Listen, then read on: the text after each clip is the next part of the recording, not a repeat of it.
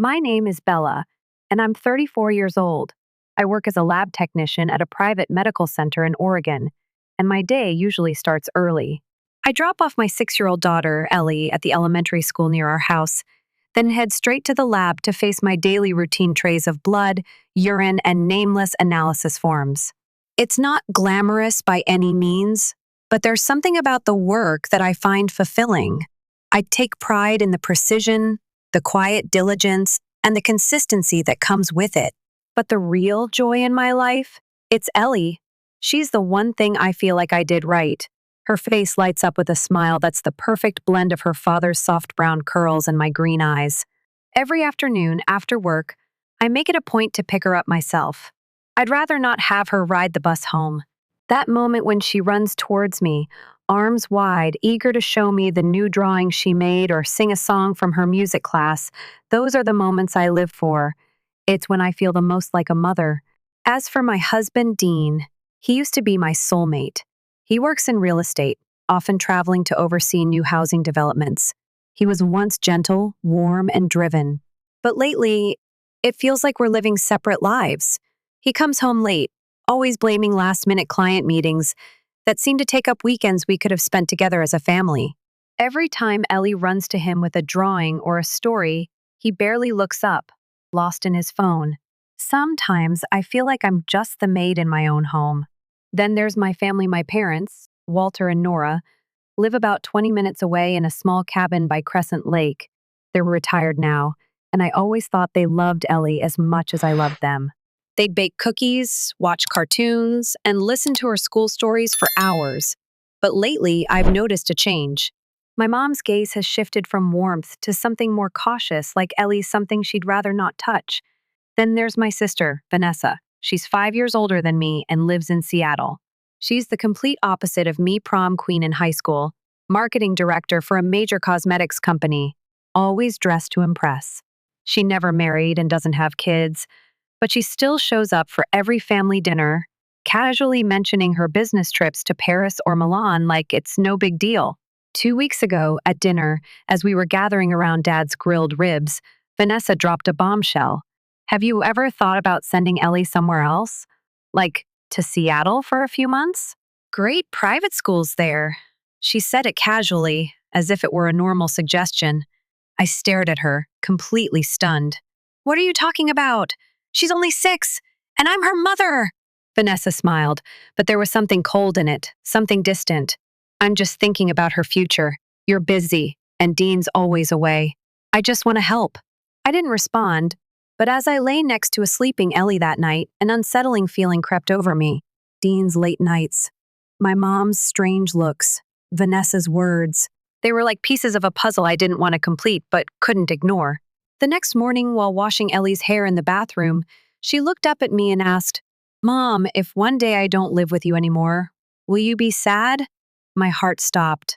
I swallowed hard, trying not to let my voice shake. "Who told you that?"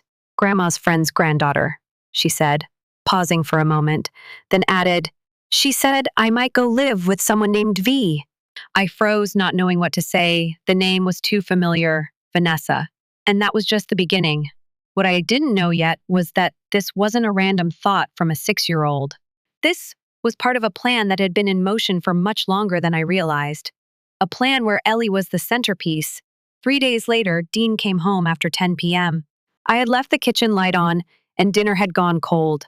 I didn't ask where he'd been. I didn't ask anything. I just served him dinner and sat back down. Silence had become my only way to listen for the truth. Dean sat down, eyes glued to his phone, the glow lighting his face as he chewed. At one point, he turned away from me to text, and for just a second, I saw a name flash on his screen. Vanessa. It wasn't a stretch anymore. I knew something was wrong. But I didn't ask. I didn't confront him. I couldn't. The next day, when I picked up Ellie, her teacher mentioned something that froze my blood. Ellie had told her she was having trouble sleeping. She mentioned someone had told her she might have to leave and live away from me. "Bella, is everything okay?" I smiled, forcing myself to look calm. "Everything's fine," I said, but my mind was racing. I didn't tell Dean. I didn't mention it to anyone. Instead, I called my mom. Has Vanessa said anything about Ellie lately? There was a long pause before she replied. She's just been talking about the future, Bella. She thinks Ellie deserves a better school, but no one has the right to talk about her future except me. My mom sighed, and I could hear her discomfort on the other end. Bella, you're a good mom, but you're stretched thin. Dean's always working, and Vanessa, she's just trying to help. I felt a deep unease. Help? I repeated, my voice tinged with bitterness. Is that what this is? Help? I didn't get an answer, just silence. The days started to blur together after Ellie asked that question about leaving. It's funny how one simple moment can change everything. At first, I brushed it off, thinking maybe it was just a weird thing kids say. But deep down, I couldn't shake the feeling that something was wrong. That night, after dinner, I stayed up late, staring at the dark ceiling. The only sound was the occasional creak of the house settling, the tick of the clock on the wall. I couldn't sleep. My mind kept racing, thinking about what Vanessa had said about sending Ellie to Seattle. I had always thought of my sister as someone who would never overstep. But that night, something in her voice made my stomach churn. It wasn't the first time I'd noticed her odd behavior, though. She had this air of control, like she knew what was best for everyone, even if it meant pushing me aside.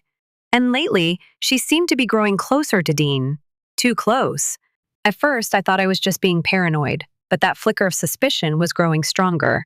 I tried to dismiss it, but deep down, I knew. Something was going on, something I couldn't explain, but I could feel it. The next morning, as I was getting Ellie ready for school, I got a text from Dean. It was a short, bland message. I'll be home late tonight. Client meeting ran over. I'll make it up to you this weekend. The usual. But there was no apology, no explanation of why this was happening again. Just a cold, generic line. I put the phone down and tried to focus on Ellie, but my thoughts were elsewhere. Ellie, always so bright, always so full of life, noticed my distraction. Mom, are you okay? She asked, looking up at me with those big green eyes of hers. I forced a smile. Of course, sweetie. I'm just tired, that's all. But Ellie, like always, wasn't easily fooled. She stared at me for a moment longer than usual, then nodded as if she understood something I didn't say. She didn't push, though. Ellie was the kind of kid who knew when to be quiet, when to give space. Later that evening, when I was in the kitchen cleaning up after dinner, my phone buzzed again. It was a message from my mom. Bella, can we talk about something? I hesitated before replying, feeling the weight of her words. She'd never been the type to ask for a serious conversation unless it was something important. Sure, what's going on? The reply came quickly, and when I read it, my heart sank. Vanessa wants to take Ellie for a while. She's been talking about it again. She thinks it would be better for her to live with her for a bit, for school. I couldn't breathe for a moment. Vanessa had mentioned it before, but this felt different. My mother had never pushed this idea on me. And the way she said again made it clear that this wasn't just some random thought. This was a plan, something that had been set into motion long before now. I didn't respond to my mom. Instead, I stared at the message for a long time, feeling the blood drain from my face. My phone buzzed again, but this time, it wasn't my mom. It was Dean. I'm going to be home late again tonight. Don't wait up. I felt my stomach twist, and I set the phone down hard on the counter. This wasn't just bad timing. This wasn't just a job taking him away from me. This felt like something else entirely. Something I couldn't explain yet, but I knew deep down I had to figure it out. Ellie and I had always been a team. It had always been the two of us against the world. And now I felt like that world was crumbling around us.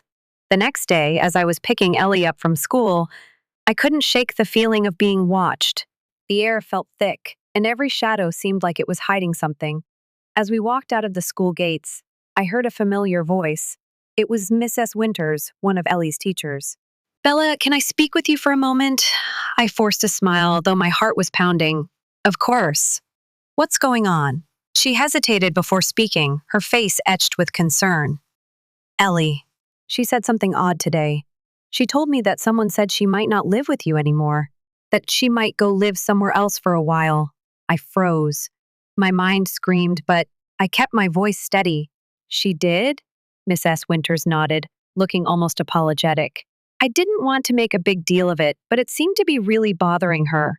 She mentioned that she'd be living with someone named V. My heart dropped into my stomach. Vanessa. I forced a smile, a cold smile that didn't reach my eyes. I'll talk to her about it. Thank you for letting me know. I hurried Ellie home, but my mind was racing. I didn't mention what Miss S. Winters had said to Ellie, not yet. Instead, I called my mom. I needed to hear the truth, no matter how much I didn't want to. Mom, has Vanessa said anything to you about Ellie lately? There was a long pause on the other end of the line, and I felt my anxiety grow. Finally, my mom spoke. She's just been talking about the future a lot. I think she just wants to help. She's worried about you. You're working all the time, and Dean, well, you know. I could feel the weight of her words settle in the pit of my stomach. No one has the right to talk about Ellie's future but me, I snapped, before quickly regretting it. I'm sorry, This is hard. My mom sighed. You're a good mom, Bella, but you've got to be honest with yourself. You're stretched thin. Dean's always gone, and Vanessa is just trying to help. Help? I said the word again, this time dripping with sarcasm. That's not help, Mom.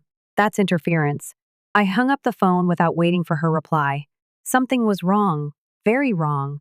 And it was coming from the people I trusted the most. What do you think about Bella's growing suspicion? Do you think Vanessa and Dean are hiding something? Share your thoughts in the comments below. I didn't sleep much that night. Every time I closed my eyes, I saw Ellie's innocent face, asking that damn question, Mom, if one day I don't live with you anymore, will you be sad? The more I thought about it, the worse it got. I couldn't stop thinking about my mom's strange response, her hesitation, and Vanessa's insistence that Ellie deserved better. And why was Dean suddenly so absent, so distant? The next morning, I tried to go about my usual routine. I made breakfast for Ellie and sent her off to school with a kiss, but I couldn't shake the feeling that everything was slipping out of my hands. I had to figure this out. I had to protect her. I tried calling Dean a few times during the day, but he didn't pick up. It wasn't unusual, but something about it felt wrong. He had to know something. Maybe he didn't know everything, but he had to know something. When I picked Ellie up from school that afternoon, I didn't mention what had happened at school or the things I'd been thinking about. I didn't want to scare her. I just hugged her close and we went home. She didn't say much on the ride back, and I couldn't help but wonder if she could feel the tension in the air too. Later that evening, after Ellie had gone to bed, I went into our room and found Dean sitting at the edge of the bed, his back turned to me. His phone was lying next to him, and for a second, I saw the reflection of his face on the screen, eyes glued to it as he scrolled mindlessly. Dean, I said, trying to keep my voice steady, but the words felt heavy in my throat. We need to talk. He looked at me then, but there was nothing in his eyes. Nothing familiar, no warmth. Just cold detachment. About what? He asked, his voice flat. About Ellie, I replied, sitting down beside him. I took a deep breath, trying to steady myself. About what's going on with all of this. With you, with your sister, with everything. Dean didn't respond immediately. For a long time, he didn't say a word. The silence stretched between us like a thick rope, one that I could feel tightening around my chest. Finally, he sighed, running a hand through his hair. I don't know what you want me to say, Bella. Things have been complicated lately, and yeah, maybe I've been working too much, but I'm doing it for us. For the family. For the family, I repeated, my voice rising without me even realizing it. You've been distant. You've been coming home late, barely even looking at Ellie when she's so excited to show you her drawings. You're never here, Dean. Not when we need you. His face softened for a second, but then he stood up, running a hand over his face. It's not that simple, Bella. You don't get it. I've got a lot on my plate right now. You wouldn't understand. I stood up too, feeling the anger rising in my chest. No, Dean, you don't get it. I'm the one here, day in and day out, picking up the pieces. And now you want to act like this is all just about work? About the family? I stopped, trying to catch my breath, but the words kept spilling out. You've been lying to me, and I know it. I know you and Vanessa are up to something. Dean's face froze, his jaw tightening. What are you talking about? I looked him straight in the eye. I know about the custody papers, Dean. I saw them. I know you've been planning with Vanessa. I know what you're trying to do. You are trying to take her away from me. His face paled, and for the first time in a long time, I saw a flicker of guilt in his eyes. Bella, I. But before he could finish, my phone buzzed. It was a message from my mom. My heart sank because I knew it wasn't going to be good. We need to talk. Meet me at the cabin tomorrow. It's important. I looked at Dean, and for the first time, I didn't feel like I knew him at all. He was standing there, almost pleading with his eyes, like he expected me to understand. But I couldn't. I couldn't understand anything anymore. I'm done, I said, my voice barely above a whisper. I'm done pretending like everything's okay. I left the room without waiting for his response. I couldn't do it anymore. I couldn't be that person who kept quiet, who let the lies pile up until they suffocated me. The next day, I went to see my mom. I needed answers. I had to understand why everything felt so off. She met me at the cabin, and as soon as I walked through the door, I knew something had shifted. My mom, the woman I had always trusted, looked different. There was a nervous energy in the air that I couldn't ignore. Bella, she started, her voice wavering. I don't know how to say this, but you need to understand something. Dean and Vanessa. They've been planning this for a while. The world spun around me as the truth hit me like a slap across the face. My own family, my sister, my husband, my parents, they had been planning to take my daughter away from me. The people I had trusted the most had betrayed me, and the weight of it crushed me. I felt my legs buckle beneath me, but I managed to stay upright, gripping the back of a chair for support. Why? I asked, my voice shaking. Why would you all do this to me? Mom's face crumpled, her eyes filling with tears. It's not that simple, Bella. They think. I cut her off, rage bubbling up inside me. I don't care what they think. This isn't about them. This is about me, about Ellie. She's my daughter, and nobody gets to decide her future but me. Mom looked away, and I saw the guilt on her face, but it didn't make me feel any better. The damage had been done. I wasn't going to let them take Ellie from me, not without a fight. What do you think Bella should do next? Should she confront her family or try to protect Ellie from what's coming? Share your thoughts in the comments below. The conversation with my mom was the tipping point. I felt like I was standing on the edge of a cliff, about to fall, but for the first time in my life, I was willing to leap. My entire world had been turned upside down, and now I was the one who had to fight for what was right. I had to protect Ellie, no matter the cost. That night, after the conversation at the cabin, I didn't go home. I couldn't, not yet. I needed space to think, to breathe. My mind was a mess of broken pieces. Ellie's innocent question, the custody papers, Dean's cold behavior, Vanessa's manipulation. The weight of it all was crushing me. I drove aimlessly for a while, not really sure where I was headed, but I knew I couldn't go back to that house. Not yet. I ended up at the park by Crescent Lake. The air was cool, and the lake shimmered in the fading light, like it was mocking me, showing me how still everything used to be, how easy it used to feel. I sat on the bench by the water, trying to steady my breathing, when my phone buzzed again. It was the text from Dean. We need to talk, Bella. My fingers tightened around the phone as I read the message. Talk? After everything? I knew I had to face him eventually, but the idea of sitting down with him, of hearing his excuses, made my stomach churn. I wasn't sure I had it in me, but I had no choice. Ellie needed me to be strong, and I couldn't afford to back down now. I left the park and drove back to the house. The lights were on when I pulled into the driveway. I walked in through the front door and found Dean sitting on the couch, his hands clasped in front of him, his eyes staring at the floor. He didn't even look up when I walked in. He just let out a long sigh, like he was tired, like he was expecting this moment, like it had been building for a long time, and now here it was. Bella,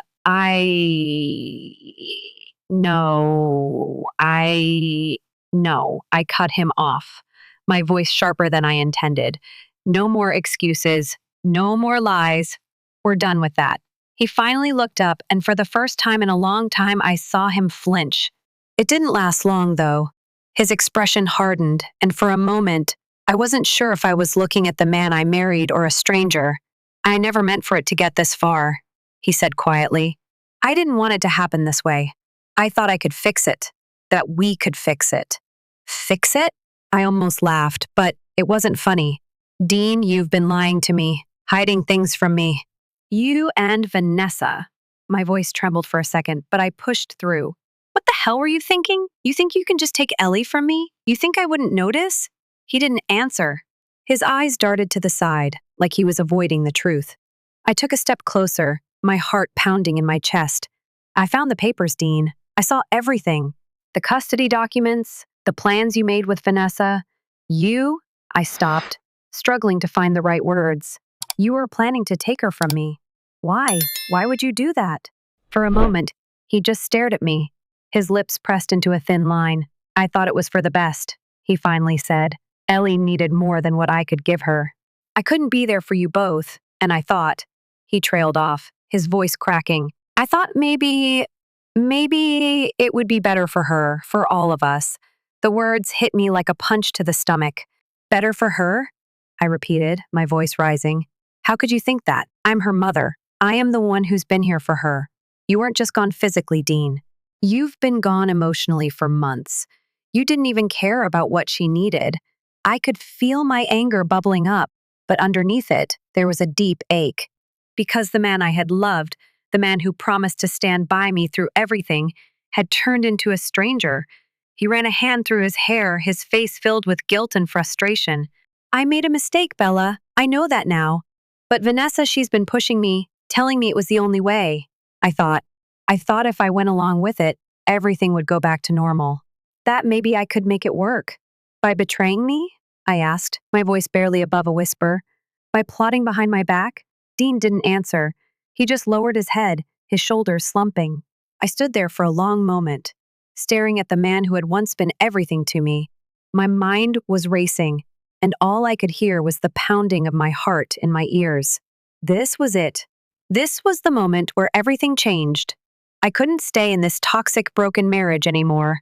I couldn't keep pretending like I didn't see the cracks, like I didn't feel the distance between us. Get out, I said, the words coming out clearer than I expected. I want you to leave. Now. Dean didn't move.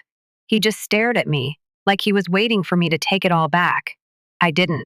Leave, Dean, I said again, my voice steady this time. I'm done. He stood up slowly, his eyes filled with pain, but I didn't feel sorry for him anymore. Not after everything that had happened. Not after the betrayal. He grabbed his jacket from the couch, but before he left, he turned to me one last time. I'm sorry, he whispered, his voice hoarse. I never wanted it to end like this. I didn't say anything. I didn't need to. I had already made my decision. When he walked out the door, I locked it behind him and stood there for a long time, just listening to the silence that followed. For the first time in months, it felt like I could breathe again. But the relief was short-lived. The battle wasn't over. It was just beginning. The days after Dean left were a whirlwind. The silence in the house was deafening at first, but it didn't take long for me to realize that I was no longer holding my breath, waiting for him to come home.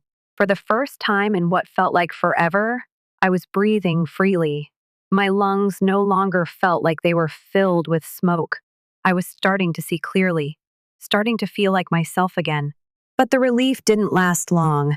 I couldn't ignore the fact that I had just made the hardest decision of my life. Dean was gone, but my family, the people I had trusted most, were still out there. I had to confront them. I had to face the people who had betrayed me, who had tried to take my daughter away from me. It was time. The next morning, I packed a small bag and drove to my parents' cabin. I needed to do this face to face. I wasn't going to let them weasel their way out of this. I had to see the truth in their eyes. I wasn't sure what I would say yet, but I knew I couldn't walk away from this without a fight. When I arrived at the cabin, my heart was already pounding. I parked in front of the familiar wooden house and took a deep breath before stepping out of the car. The air was cold, but it didn't feel as sharp as it usually did. It was like the weight of everything was holding me down, making everything feel slower, heavier. I knocked on the door and my mother answered. Her face softened when she saw me, but I could tell she wasn't prepared for what was coming. Bella, honey, it's good to see you. Cut the crap, Mom, I interrupted, my voice firm. I know what you've been doing. I know everything. Her face fell. Bella, please. We didn't want it to go this far. I felt the anger rise again, burning through my chest. You didn't want it to go this far? You think I wanted this? You think I wanted to find out that my own family has been plotting to take my daughter away from me? I could see her flinch, but it wasn't enough. Not after everything they had done. How long, Mom? I asked, my voice shaking. How long have you known about this? How long have you been in on it? She didn't answer right away. Instead, she looked away, like she couldn't face me. Mom, I said, my voice quieter now, but no less intense. I deserve the truth. No more lies. Finally, she spoke. It was never supposed to hurt you, Bella. We thought we were doing what was best for Ellie. You've been so busy. Dean's been so distant. We thought you needed help. Help? I repeated, disbelief flooding my veins. By taking my daughter from me? By turning her into some kind of pawn in your game? Tears welled in her eyes, but I didn't feel sorry for her. I couldn't. Not after everything they had done. Why didn't you just come to me? Why didn't you just talk to me? I asked, my voice breaking. I'm her mother. I don't need anyone else making decisions about her life. You think you can just step in and take her? Because you think I'm not good enough? You think you know better than me? My father appeared in the doorway, his face lined with guilt and frustration. Bella, this isn't easy. You don't understand. I don't understand. You're right. I don't understand how you, of all people, could do this to me, to us. He opened his mouth to say something, but I didn't let him. I don't want to hear it. I don't want to hear any more excuses from you, Dad. Not now. Not after everything. I turned and looked at my mom. And you, I said, my voice trembling with anger, you let it happen. You let Vanessa manipulate you. You let her convince you that this was somehow right. My mom's eyes filled with tears, and she reached out to me, but I took a step back. I don't want your apologies. I don't want your pity. I want you to understand one thing. Ellie is mine. She is my daughter, and you will not take her from me. For a long moment, the only sound was the wind rustling through the trees. Then my mom's shoulders slumped, and she nodded, her voice barely above a whisper. I'm sorry, Bella. I never meant to hurt you. I didn't know what else to do. I shook my head, feeling the weight of everything pressed down on me. I don't know what's worse, Mom. That you didn't know what you were doing, or that you thought I wouldn't notice. My father stepped forward, his voice strained. Bella, we made a mistake. We know that now, and we're sorry. But this whole thing with Vanessa, it was all her idea. We were just caught up in it. I don't care whose idea it was, I said, the words coming out sharp and bitter. You all betrayed me. You tried to take my daughter away, and I'm never going to forgive you for that. I turned to leave, but before I did, I looked back at them, my face cold. Stay out of my life. Stay away from Ellie. We're done. As I walked out the door, I felt something inside me crack. Not from the pain of their betrayal, but from the freedom that came with it. The weight that had been hanging over me for so long was finally lifting. I wasn't going to let anyone control my life anymore. The days that followed were filled with paperwork, lawyers, and the cold reality of what my family had tried to do. But it wasn't all bad. I had Ellie, and that was all that mattered. We went to the police, we filed for full custody, and we took back control of our lives. Ellie and I moved into a small, safe apartment. It wasn't much, but it was ours. I kept the windows open to let the fresh air in. Every night, I read to Ellie before bed, and she would smile and say, Mom, can we go on another adventure tomorrow? And I would smile back, whispering, Of course we will, sweetheart Todd Ace. What do you think about Bella's final confrontation with her family? Was it the right decision? How do you think things will change for her and Ellie? Share your thoughts in the comments below. It's strange, the way life changes when you stop pretending to be someone you're not. I used to think that strength meant standing tall in front of the world, putting on a brave face and enduring whatever life threw at me. I thought I could hold everything together, my family, my marriage, my daughter, by just doing the work, by just pushing through. But the truth is, real strength is something different. It's not in the face you put on for the world. It's in the face you see when you look in the mirror, stripped of everything else. I spent so many years trying to please everyone, trying to make everything look perfect on the outside. But somewhere along the way, I forgot what really mattered. I let the noise of other people's opinions drown out my own voice. I let my family, my husband, my sister, people I trusted, convince me that I wasn't enough, that I had to be more, do more, give more. But the reality is, I had been enough all along. I've learned a lot in the past few months. The hardest lesson was realizing that the people you love the most can sometimes hurt you the most. But the greatest lesson was that it's never too late to stand up for yourself. To say, enough is enough. It's never too late to take control of your life, no matter how broken or shattered it seems. And it's never too late to protect the people you love most, even if that means walking away from the people you thought you could trust. I also learned that family doesn't always mean the people you're born into. Family is the people who show up for you when it matters, who love you unconditionally, who help you find your way back to yourself when you've lost your way. For me, family is Ellie, my sweet, brave daughter who showed me, every day, that love and trust are all that really matter. It's my true friends who've supported me through this nightmare. And it's the community I've found in this new chapter of my life. When I look at Ellie now, I see a little girl who's starting to smile again, who's beginning to trust again. And it's all because I didn't give up.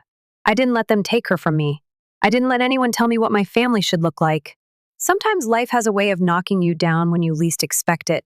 But getting back up isn't about how many times you fall. It's about the strength you find in yourself when you do. It's about knowing that no matter how dark the night gets, the dawn will always come. And with it, a new beginning. We're not defined by the mistakes we make or the betrayals we suffer. We're defined by how we rise after the storm, by how we choose to live, love, and fight for what's ours. So, to anyone out there who feels like they're drowning in the aftermath of betrayal, I want you to know this. You can survive, you can thrive, and you can rebuild your life, one step at a time. This story is mine, but it's also the story of every person who's ever been broken, betrayed, or lost. It's a story about resilience, about choosing to live authentically, and about finding peace in the chaos. And if I can do it, so can you. So, what's your story? Have you ever had to stand up for yourself in the face of betrayal? How did you rebuild your life after it all fell apart? Share your experiences in the comments below.